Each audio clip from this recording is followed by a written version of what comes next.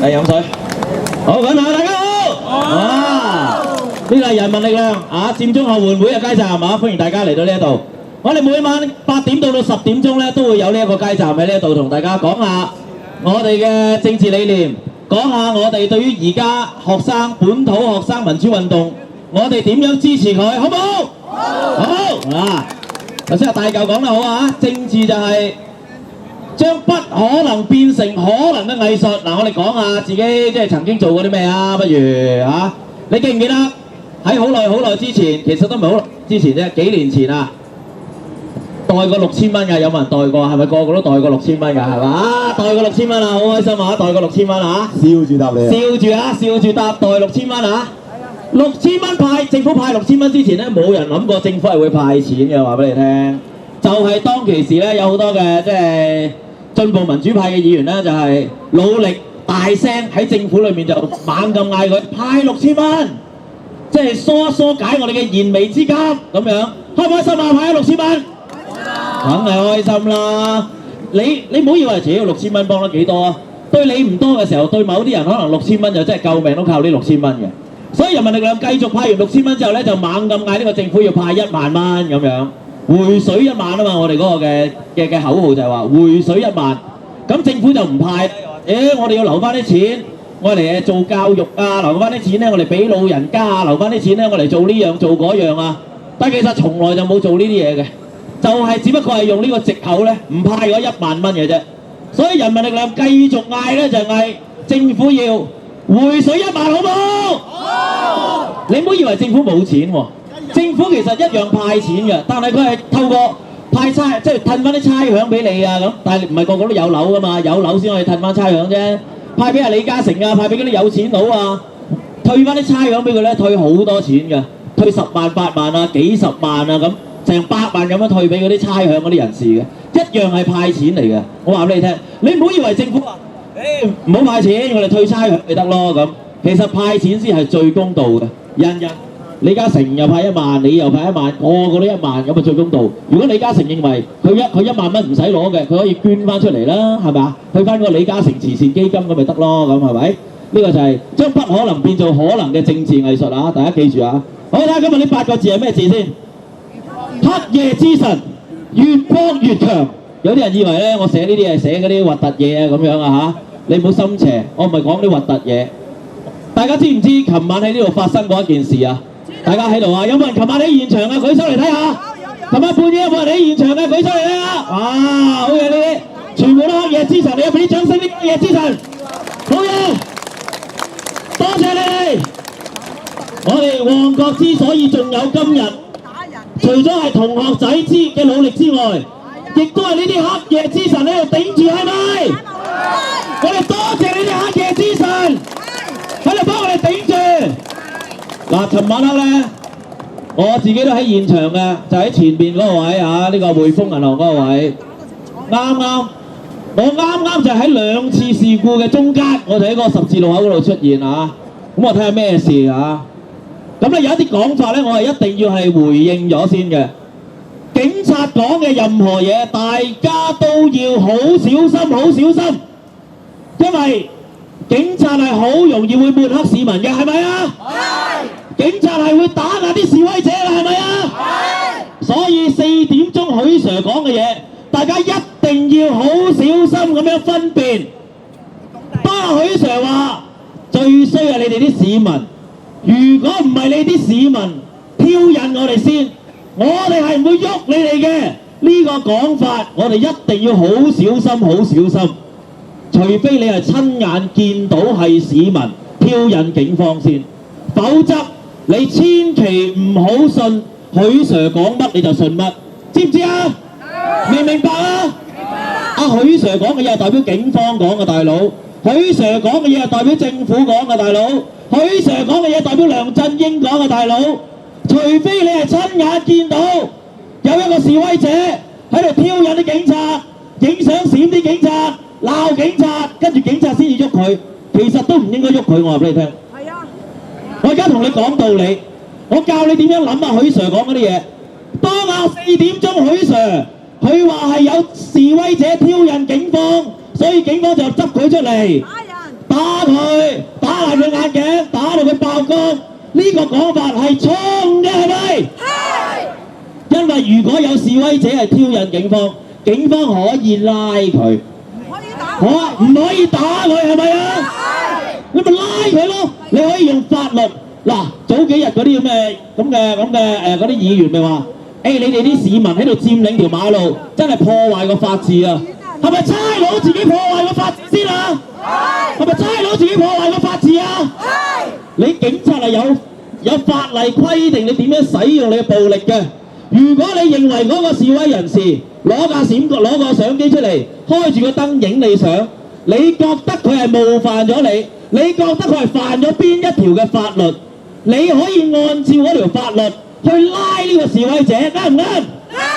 但係你唔可以拖個示威者出嚟打佢，你係唔可以咁啊嘛？冇錯啦。點解我要咁講啊？因為警察同市民其實唔對等嘅。警察可以打你，但係你打警察咧，你就係襲警。警察打你就係佢係執行職務 ，OK？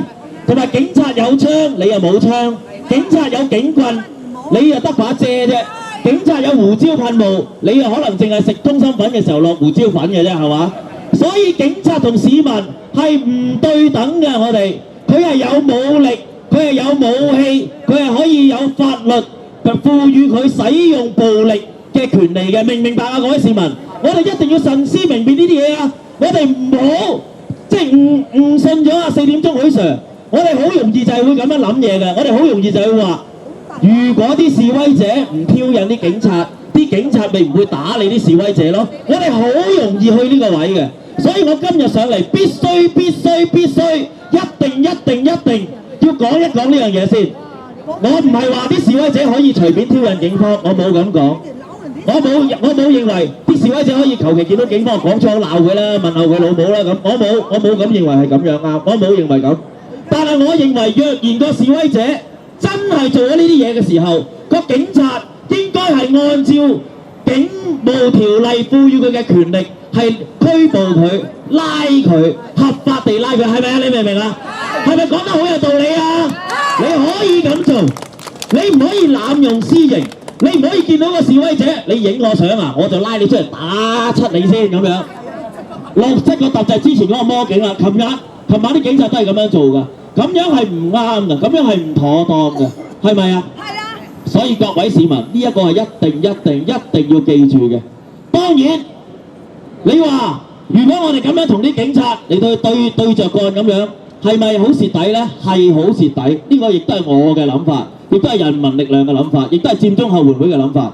如果我哋挑機嗰啲警務人員係會蝕底嘅，但係我覺得喺呢一個嘅抗爭嘅情況裏邊，每個人都有佢自己表達嗰個嘅權利嘅。我自己認為，雖然你話哇咁佢真係講粗口鬧警察都得咯喎，我自己又唔講粗口嘅。不過如果有人要咁樣對付啲警察，警察可以用各種嘅條例去拉嗰個人，而唔係去打嗰個人，明唔明白啊？各位市民？明白啊嘛？呢個一定要搞得好清楚㗎。如果唔係，我哋就會俾警方係分化咗㗎啦。我哋好容易會俾政府分化㗎。而家呢個時候，團結先係最大嘅力量，係咪啊？冇錯，大家一定要記住呢樣嘢。我哋好容易會俾警察同埋政府去分化我哋㗎。只要政府講一句説話，如果你哋啲市民唔好咁樣挑釁啲警方，警方就唔會對你哋點樣㗎啦。咁於是乎，我哋呢啲市民咧就會好嬲嗰啲挑機嗰啲人啊嘛，因為我哋實在冇辦法分得到㗎。你話會唔會有人混入喺我哋當中？有啲黑社會啊，有啲差佬假扮啲示威人士，然之後就打嗰啲差佬，然之後咧就煽動啲市民啊，會有呢啲機會。呢個時候我哋就要用我哋嘅智慧嚟到去喺抗爭嘅裏面提升我哋嘅智慧，係咪啊？好簡單，尋晚黑我就講件真人真事俾大家聽。尋晚黑有啲示威者走過嚟叫我哋一齊，佢哋話不如我哋今晚黑就去衝出去嗰個十字路口嗰度，坐喺嗰個十字路口嗰度攞翻嗰個十字路口咯咁。嗰個示威者佢咁樣同我哋講，佢叫我哋一齊出去攞翻個十字路口。我就問嗰個示威者，我哋嘅朋友，我哋啲手足就問佢：你打算第一點解你要攞翻個十字路口先？而家啲差佬其實已經霸晒成個十字路口㗎啦嘛，係咪啊？得翻一條行車線喺亞皆老街轉右去到嗰個彌敦道嘅啫嘛。大部分條行車線都俾啲差佬喺中間，你見到啲差佬喺中間，其實啲差佬已經幫我哋封咗路㗎啦嘛，係咪啊？我哋有句口號話警民合作佔領旺角啊嘛，記唔記得啊？係啊，係咪好正啊？呢因為我成日話啲差佬其實都喺嗰度佔領緊十字路口㗎啦。點解嗰啲示威者要攞埋嗰條行車線啫？我哋啲手足就問嗰個示威者咯。如果個示威者話我哋一定要攞翻個十字路口，咁先至夠威嘅，威個威特霸，犀利個西非利咁樣，咁我哋就會話：喂，你用乜嘢方法去攞翻個十字路口先？係咪啊？我哋會問呢啲問題㗎嘛。呢個係天公地道同埋正常㗎嘛。如果有人同你哋講啊，喂，我哋今晚黑衝出去攞翻個十字路口好唔好啊？咁你一定要問佢兩個問題。第一個問題就係點解要攞翻個十字路口先？而家已經啲差佬都封咗大半個十字路口啦，係咪？如果佢話唔係，我哋要成個十字路口攞翻，咁先至代表我哋夠勁咁你就問佢第二個問題：點樣攞翻個十字路口好啊？咁我就咁睇琴晚嘅示威者。佢嗰個攞翻個十字路口嘅方法呢，就係唔係最有智慧嘅方法啦。佢係點樣攞翻十字路口呢？佢諗住喺呢一個鐵馬嗰度啊，係咁拱個鐵馬，同埋攞啲遮懟嗰啲差佬。呢個係冇智慧嘅做法。如果我想攞翻個十字路口，唔係咁樣攞翻個十字路口。我而家就講俾大家聽，如果我今晚要攞翻呢個十字路口，應該點樣攞翻個十字路口？呢個就叫做有智慧嘅做法。點樣攞？我話俾你聽。如果要攞，阿 Sir 收風係嘛？阿 Sir。係啦，如果今晚我哋呢度要攞翻個十字路口咧，我哋係會咁樣攞嘅。我講定俾啲阿 Sir 聽先嚇。我哋留意啊，講定就唔係整蠱啦。我講定俾阿 Sir 聽，係啦，我哋會咁樣攞嘅。如果要攞翻嘅話嚇，如果要攞翻呢個十字路口，呢個十字路口幾時係最少警察嘅咧？一般嚟講，夜晚12點過後咧，大概有10零個差佬係企喺十字路口嗰度嘅，其他差佬可能喺警車，我唔知。咁如果要真係攞翻呢個十字路口，就唔係喺個鐵馬出邊，係咁鬧啲阿 Sir， 阿 Sir 你過嚟啊，夠膽打我啊！唔係咁樣，咁樣只不過係會撩興啲差佬嘅啫。如果你想攞個十字路口，應該點攞？有100幾廿人，好簡單，100幾十人，12點零鐘就喺惠豐中心呢邊過馬路過去東亞遠嗰個東亞銀行嗰個牌，見唔見到啊？即係咁樣過馬路啊！過呢條亞皆老街啊，喺惠豐中心呢度過呢條亞皆老街，100幾廿人過呢條亞皆老街，過到去中間嘅時候，即刻轉出嚟個十字路口，喺阿 Sir 嘅後邊個囉柚嗰度坐低，跟住呢100幾人就包圍咗嗰10幾廿個差佬㗎啦。咁樣先有橋啊嘛，啱唔啱啊？好簡單，你咁樣就會坐咗，攞得翻個十字路口。呢個時候跟住啲差佬梗係會打啊，又剩啊，咁又喐嚟喐去啊，嗰啲一定會咁。所以如果你問我最有智慧嘅呢，就唔係攞翻個十字路口，因為而家嗰啲差佬已經喺度十字路口啦。我哋唔需要攞個十字路口嘅，我哋只要繼續喺度做一個長期嘅留守同埋長期嘅抗爭，隨時準備變陣，就係一個最有智慧嘅做法係啦。大家開始攞遮出嚟啦，啲遮係我嚟擋雨嘅，唔係我嚟擋呢一個胡椒噴霧嘅嚇。本來應該呢啲遮嚇，遮係發揮翻遮佢本來嘅功能啊。好。全靠呢一班即係琴晚黑嘅朋友，有啲朋友俾人剝穿頭啊，有啲朋友受咗傷啊，有啲醫護人員都俾人剝穿頭啊。所以喺而家呢個時候，嗰啲警察係會用一啲乜嘢嘅招數去對付啲示威者呢？我哋可以話俾大家聽，因為而家警察係唔能夠正常清場啊，所以而家啲警察會用一啲咩方法對付示威者呢？第一，啲警察係會用一啲黑社會嘅人士入到嚟呢度搗亂嘅時候，如果有示威者同啲黑社會人士推撞嘅時候，警察就會拉咗個示威者同埋拉咗個黑社會嘅人士。但係之後你估佢會點啊？佢會放咗個黑社會嘅人士，然之後就捉咗嗰個示威者。所以示威人士同黑社會人士係如果口角係喺警察面前嘈交嘅話呢，呢個係好唔着數嘅一件事嚟嘅。見到黑社會人士，我哋千祈唔好喺警察面前同佢係口角或者爭執，如果唔係啲警察就會放走嗰啲黑社會，就拉咗嗰啲示威人士㗎啦。呢個大家一定要記住。見到嗰啲黑社會喺度拆路障，我哋要好似阿全哥仔咁，全哥仔就醒目啦，笑笑口，舉高兩隻手，記住呢個口訣，笑笑口，舉高兩隻手，仲要同阿 Sir 講，阿 Sir 冇事冇事，冷靜冷靜，大家冷靜冷靜咁樣，咁啦係咪咁啊全哥？咁樣呢啲阿 Sir 就唔會有口實㗎啦。啲阿 Sir 而家用嘅做法就係透過黑社會嚟到挑釁我哋嘅示威人士。當啲示威人士同啲黑社會去口角或者爭執嘅時候，啲阿 Sir 就有機會做嘢啦，明唔明白啊各位市民？所以大家要喺呢一個時候要好有智慧先至得。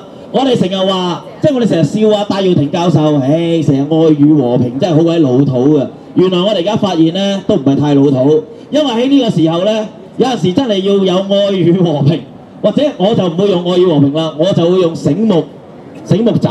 旺角醒目仔，旺角智慧，街頭智慧，做個醒目仔。有黑社會嚟挑機，我哋見到阿 Sir 嚟到去做嘢嘅時候，千祈唔好拱個黑社會。阿 Sir 放走黑社會，我哋可以質問阿 Sir 做咩放走黑社會啊？阿 Sir 咁，如果見到阿 Sir 唔對路啦，咩為之阿 Sir 唔對路啊？嗰啲阿 Sir 個樣會變嘅，啲阿 Sir 個樣同黑社會係一樣嘅，可能佢反黑反得多，自己都變咗黑社會咁嘅樣。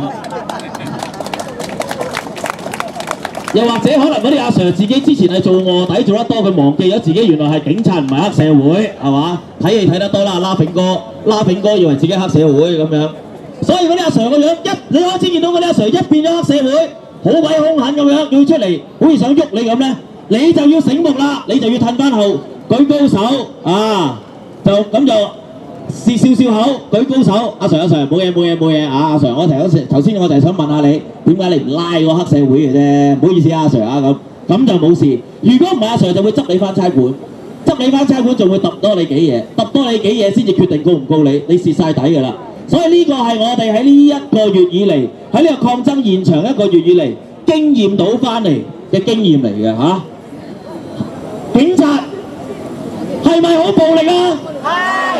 警察係咪好暴力啊？而家係。警察係訓練出嚟使用暴力嘅，你要記住啊！就算有啲警民關係嘅阿 Sir 行過嚟同我哋笑笑口握手，我哋都會有所提防嘅。我哋要話俾嗰個警察聽，阿 Sir， 你係被訓練使用暴力嘅，你要知道。你駝住嗰支係警槍，你駝住嗰支係警棍，你袋住嗰支係胡椒噴霧，你掟87粒嘅係催淚彈，遲啲你仲會用嗰啲好似把電鋸嗰啲咁大把嗰啲射胡椒嘅嗰支嘢都係，你知唔知啊？而家係訓練緊，準備就係對示威人士使用呢啲過度嘅暴力，因為佢知道佢清唔到場嘅。而家佢唔用過度嘅暴力，佢係清唔到場㗎。因為每打我哋一次，我哋就越幫越強啦，係咪啊？係。佢每打我哋一次，嗰啲市民已經唔驚啦。你見到琴日有個市民爆晒光，個眼鏡甩咗一邊㗎，你記唔記得啊？喺砵蘭街前面有我都識佢嘅嗰個啊，阿德仔啊，嗰啲 friend 啊，佢喺砵蘭街口嗰度守住嘅。佢俾警察幫到爆晒光，佢都冇入醫院，自己包住個頭去嗰個救傷站之後就出翻嚟啦。即係話我哋每遇到一次呢啲暴力事件，我哋就變得越更加強大同埋團結，係咪？係。我要話俾香港警察聽，有好多警察喺後邊行過，有好多便衣喺中間。我要話俾啲警方聽，點解嗰啲警察而家要不斷用佢哋嘅暴力升級啊？因為佢哋好恐懼。暴力係由於恐懼，佢驚我哋人民，佢知道清唔到我哋場，佢就要用暴力去打壓我哋，係咪？係。暴力係嚟自恐懼，呢句説話唔係我講嘅，係一個女人講嘅。呢個女人叫做昂山素姬。昂山素姬喺緬甸被軟禁，到佢個老公喺英國死啦，病死，佢都唔能夠離開緬甸去奔喪，因為佢知道一離開咗緬甸，佢就不能夠翻嚟緬甸。佢結果忍着淚，佢攞諾貝爾和平獎都冇得親身出席嚇。你如果有睇嗰套戲啊，嗰個阿楊紫瓊做嗰套啊，有冇睇啊？昂山素姬。昂山素姬話暴力係由於恐懼，而家警察同埋政府都好驚我哋人民啊！你知唔知啊？因為佢諗唔到辦法去清場啊！冇人諗到我哋呢一個嘅雨傘運動又好，雨傘革命又好，可以分街分超過1個月嘅，係咪啊？係。戴耀廷教授都冇諗過，我話俾你聽，所以佢咪要翻返去教書咯。佢請假請完啊嘛，大佬。佢諗住10月1號坐喺遮打道，10月2號就俾差佬抬翻去差館，10月3號、4號就翻返去教書噶啦嘛。邊個諗到今日係11月8號係嘛？7號。我哋仲6號，我哋仲坐喺呢一條街度啊，係咪啊？係。呢個係原來全香港冇人諗到，政府諗唔到，佔中3子諗唔到，冇一個香港政府高官諗唔到，梁振英都諗唔到，話俾你聽，習近平都諗唔到。點解香港人會坐喺條馬路度坐1個月㗎？點解啲學生會瞓呢條馬路度瞓1個月㗎？40日啊，大佬，40日啊！有個朋友好似喺金鐘嗰度絕食緊添喎，好似我記得嚇，唔知嗰人絕佢完咗絕食未？仲絕緊啊？仲絕食緊㗎嗰個朋友，佢絕食咗40日啦。如果佢仲絕食緊嘅話，可能佢齋飲果汁啊，嗰啲係吊到命嘅。佢冇食嘢啫，冇食啲硬嘢，即係冇食啲固體嘢嚇。20幾日啊，絕食咗20幾日啊，30幾日啊，30幾日啊！冇人諗到㗎，所以咪驚咯。點樣清理場啊？所以今日你睇到有個立法會議員，我唔記得佢叫咩名啦。佢話伊波拉就係嚟啦咁啊嘛，因為佢諗唔到點樣去清場啊嘛，佢恐懼啊嘛，佢未處理過啊嘛，所以佢咪驚咯。暴力係源於恐懼，昂山素姬講嘅嚇。暴力以眼還眼，以牙還牙。係令到全部人都係變咗失明嘅，失明人士以眼還眼啊嘛，咪挖晒啲眼出嚟咯。呢句説話係阿甘地講嘅，如果我冇記錯啊，亦都係話反對暴力，我哋要對暴力説不。我自己係唔會挑釁警方嘅，但係有人挑釁警方，我亦都唔會打壓嚇，我亦都唔會話哇乜你挑釁警方啊，你咪鬼嚟㗎，我又唔會推論到呢一步嘅。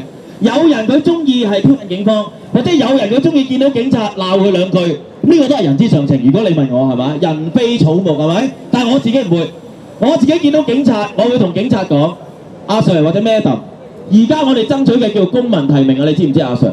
公民提名都係為你爭取㗎，阿 Sir 你知唔知啊？我哋為你嘅下一代爭取啊，你知唔知啊？雖然嗰個阿 Sir 可能話：我唔使要公民提名，我唔使要真普選，我淨係想你翻屋企，你就要同阿 Sir 講啦，阿 Sir。到最後，我哋所想所求係乜嘢啊？係講真話啫，你知唔知啊，阿 Sir？ 我哋唔想你嘅下一代，你嘅仔女阿 Madam 阿 Sir， 我唔想你嘅仔女啊食屎啊！我唔想你嘅仔女上嗰啲國民教育啊！我唔想你嘅仔女啊見到5星期諗起爸爸，見到金紫荊諗起媽媽啊！我唔想你嘅仔女第日香港，我唔想你嘅仔女第日生活嘅香港，好似而家嘅大陸咁啊！見到小月月喺條街度俾車死，冇人理佢啊！將個細路仔塞入個屎坑度，揾塊板同埋揾嚿石擲住佢啊！阿 Sir， 我係為緊你嘅下一代啊！同時間你明唔明啊，阿 Sir？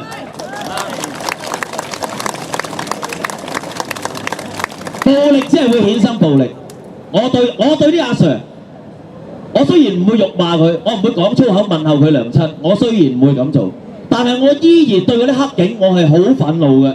我對啲警察依然係好憤怒嘅，因為我會同阿 Sir 講：阿 Sir， 你知唔知你揸住把槍，你揸住啲警棍，揸住個胡椒噴霧，就係有公權力賦予俾你㗎。你要大力克制自己啊！你嗰個力，你嘅力度唔係我嚟勾我哋啲示威者啊！你嘅力度係要嚟克制你自己，控制你自己啊！明唔明白啊，阿 Sir？ 好嘢，好嘢，好嘢！我哋要大聲同阿 Sir 講呢啲嘢，因為驚阿 Sir 聽唔到。我哋唔需要辱罵佢，唔需要侮辱佢，唔需要挑釁佢，但係可以大聲同佢講道理，係唔係啊？係。係啦，大聲唔係冇禮貌。阿大嚿話齋，阿發哥話齋，大聲唔代表佢冇禮貌，係咪先？驚阿 Sir 聽唔到。好似前幾個禮拜有一晚，隔離嗰條路仲未開翻㗎，仲行緊車㗎，咪有啲阿 Sir 喺呢度咯。我咪同啲阿 Sir 講道理咯。我咪話阿 Sir， 你收翻啲警棍啦，我哋冇人要衝擊你㗎，你收翻啲警棍先啦，你冷靜啲啦，阿 Sir。我哋相信每個人都有人性嘅。不過嗰個人性有陣時，當嗰啲阿 Sir 着住嗰套制服，當佢戴住嗰頂警帽，當佢叫做自己做香港警察嘅時候，佢個人性呢就會收埋咗㗎啦。唔使講香港警察啦，我成日最中意講噶啦，我晚晚都差唔多講呢個古仔嘅。50年前啦，係嘛？50年前啦，而家講緊第二次世界大戰嚇，1930幾年、40幾年嘅時候，喺德國嘅德國希特拉納粹政權控制德國嘅底下，有600萬嘅猶太人送咗入去毒氣室嗰度毒死晒啲猶太人，係咪？大家都知嘅呢個歷史嚟嘅，冇人可以推諉嘅呢個歷史。喺嗰個送入去毒氣室嘅時候，有一個軍官係負責撳嗰個掣，放啲毒氣出嚟。毒死晒嗰啲猶太嘅男女啊，男女老友啊，阿公阿婆啊，細路仔啊，全部毒 Q 死晒佢。嗰個軍官撳個掣嘅時候，咪着住嗰度德國嘅制服咯，戴住嗰頂警帽咯。跟住佢就話：我撳掣咧係法律規定，我一定要撳㗎，因為阿希特拉我哋嘅元首，佢話要撳呢個毒氣掣殺晒嗰啲猶太人啦。咩事啫？我打份工咋，大佬啊！係啊，曾偉雄叫我攞個警棍毆嗰啲示威者㗎，關我咩事啊？係啊，梁振英叫我噴胡椒噴霧㗎，係啊，黎棟國叫我發射嗰87粒催淚彈㗎，關我鬼事啊咁樣。係，我係啊，我好法律啊，我係啱法律㗎，我係合乎法律㗎，法治㗎咁樣。胡說八道啊！你講得啱啊！我啲人係胡說八道㗎，因為當佢着住嗰套軍服，戴住嗰頂軍帽，當佢叫自己做警察，當佢自己叫自己做納粹嘅高官嘅時候，佢嘅人性就會被泯滅㗎啦！我話俾你聽，呢一個我亦都順便回答埋法治嘅問題。法律係咪最大㗎 ？Sorry， 對唔住，法律唔係最大嘅。法律唔能夠喚醒一個人嘅良知嘅。你以為讀得多法律、做律師、做大律師、做法官，個人就係有人性、有良知嘅人啊？錯晒啦，各位市民，唔好信呢啲嘢啊！法治法律係咪重要？係重要，但係有一樣嘢比法治法律更加重要，嗰一樣嘢就係每個人嘅人性、良知、道德倫理同埋佢嘅良心，係咪？係。所以我呼籲啲警察，如果你見到嗰啲示威者喺你面前，就算嗰啲示威者係激嬲你，就算嗰啲示威者你認為佢係挑釁你，你都要用你嘅專業，因為你係一個專業嘅警察嚟㗎嘛。你要用你嘅專業去克制你嘅自己，因為你出緊幾萬蚊糧㗎嘛。我哋翻工嘅時候俾老細鬧，我哋咪好中意自己安慰自己。哦，我出糧咧，嗰份糧咧係包埋我咧，就係俾老細鬧嘅咁樣。你都可以用呢句説話同翻嗰個阿 Sir 講噶。阿 Sir， 你出幾萬蚊糧，你要大力克制你自己。雖然有啲示威者可能真係冇乜禮貌，可能有啲示威者咧真係攞個閃光燈影你相，咁但係阿 Sir 請你都係萬分克制你自己。如果你覺得佢係阻差辦公，如果你覺得佢係辱罵警務人員，你可以拉佢，你係唔可以打佢濫用私刑，係咪？係。好，多謝大家，休息下，交俾阿 Sir。唔係，大家有。